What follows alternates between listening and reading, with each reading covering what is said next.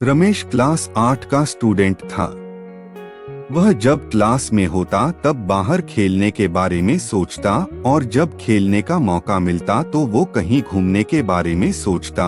इस तरह वह कभी भी प्रेजेंट मोमेंट को एंजॉय नहीं करता बल्कि कुछ न कुछ आगे का सोचा करता। उसके घर वाले और दोस्त भी उसकी इस आदत से परेशान थे। एक बार रमेश अकेले ही पास के जंगलों में घूमने निकल गया। थोड़ी देर चलने के बाद उसे थकान हो गई और वह वहीं नरम घासों पर लेट गया। जल्द ही उसे नींद आ गई और वह सो गया।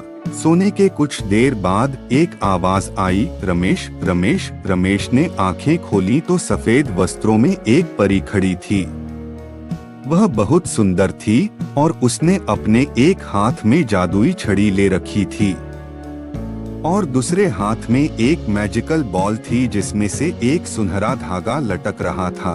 रमेश परी को देखकर खुशी से झूम उठा और कुछ देर परी से बातें करने के बाद बोला, आपके हाथ में जो छड़ी है उसे तो मैं जानता हूँ, पर आपने जो ये बॉल ली हुई है उससे ये सुनहरा धागा कैसा लटक रहा है?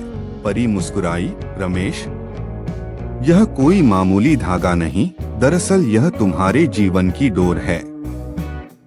अगर तुम इसे हल्का सा खींचोगे तो तुम्हारे जीवन के कुछ घंटे कुछ सेकंड्स में बीत जाएंगे। यदि इसे थोड़ा तेजी से खींचोगे तो पूरा दिन कुछ मिनटों में बीत जाएगा और अगर तुम उसे पूरी ताकत से खींचोगे तो कई साल भी कुछ दिनों में बीत जाएंगे। तो क्या आप ये मुझे दे सकती हैं? रमेश ने उत्सुकता से पूछा। हाँ हाँ, क्यों नहीं, ये लो, पकड़ो इसे, पर ध्यान रहे एक बार अगर समय में तुम आगे चले गए तो पीछे नहीं आ सकते। परी ने जीवन की डोर रमेश के हाथों में थमाते हुए कहा और फौरन अदृश्य हो गई। अगले दिन रमेश क्लास में बैठा खेलने के बारे में सोच रहा था, पर टीचर के रहते वो बाहर जाता भी तो कैसे?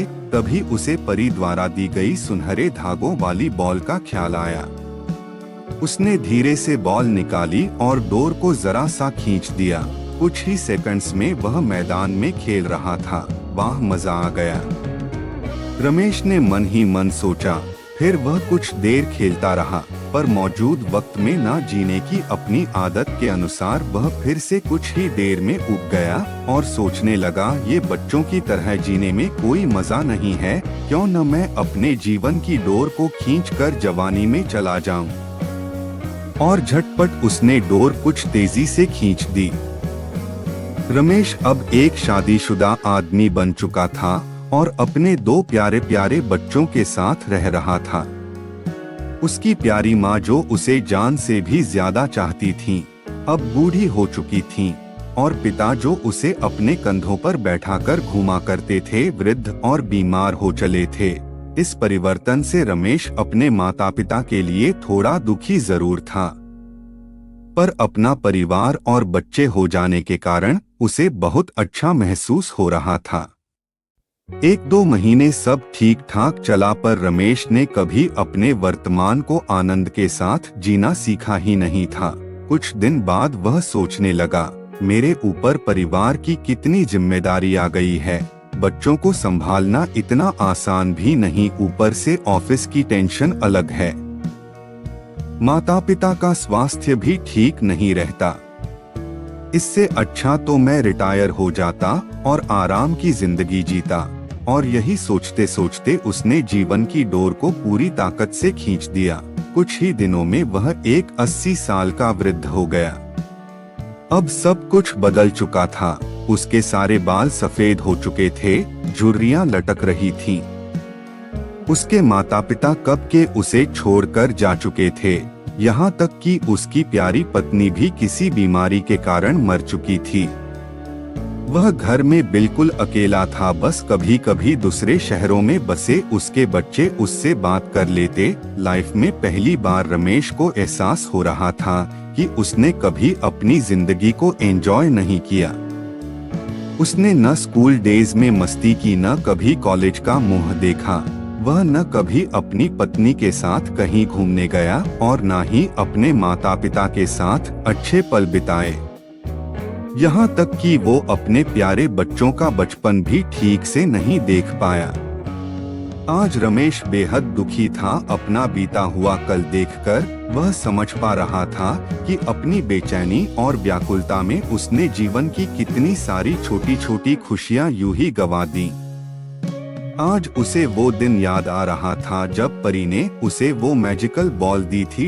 एक बार फिर वह उठा और उसी जंगल में जाने लगा और बचपन में वह जिस जगह परी से मिला था वहीं मायूस बैठ अपने आंसू बहाने लगा। तभी किसी की आवाज आई, रमेश रमेश। रमेश ने पलटकर देखा तो एक बार फिर वही परी उसके सामने खड़ी थी। परी ने पूछा, क्या तुमने मेरा स्पेशल गिफ्ट एंजॉय किया? पहले तो वो मुझे अच्छा लगा, पर अब मुझे उस गिफ्ट से नफरत है। रमेश क्रोध में बोला, मेरी आंखों के सामने मेरा पूरा जीवन बीत गया और मुझे इसका आनंद लेने का मौका तक नहीं मिला। हाँ, अगर मैं अपनी जिंदगी नॉर्मल तरीके से जीता तो उसमें सुख के साथ दुख भी होते, पर मैजिकल बॉल के कारण मैं उनमें से किसी का भी अनुभव नहीं कर पाया। मैं आज अंदर से बिल्कुल खाली महसूस कर रहा हूँ। मैंने ईश्वर का दिया ये अनमोल जीवन बर्बाद कर दिया। रमेश निराश होते हुए बोला, ओहो, तुम तो मेरे तोहफे के शुक्रगुजार होने की बजाय उसकी बुराई कर रहे हो। खैर, मैं तुम्हें एक और गिफ्ट दे सकती हूँ, बताओ क्या चाहिए तुम्हें? परी ने पूछा। रमेश को यकीन नहीं हुआ कि उसे एक और वरदान मिल सकता है।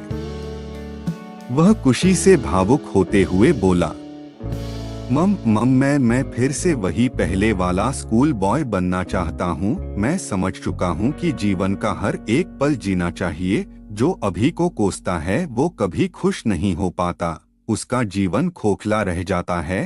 प्लीज प्लीज मुझे मेरे पुराने दिन लौटा दो, प्लीज प्लीज प्लीज न।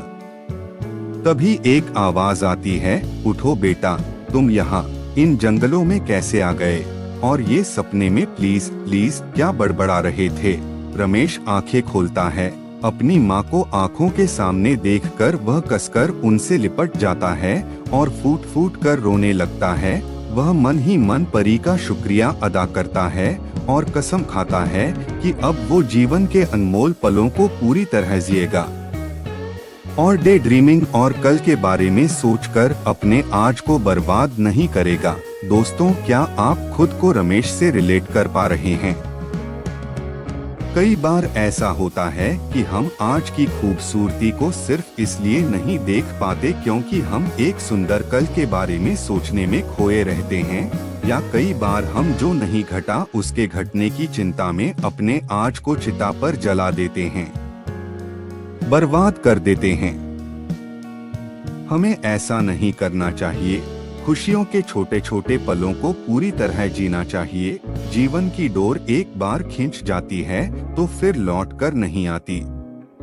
किसी ने सच ही कहा है, बीता हुआ कल कभी नहीं आएगा और आने वाला कल शायद कभी ना आए। इसलिए आज ही अपनी जिंदगी जी लो, आज ही खुशियां मना लो।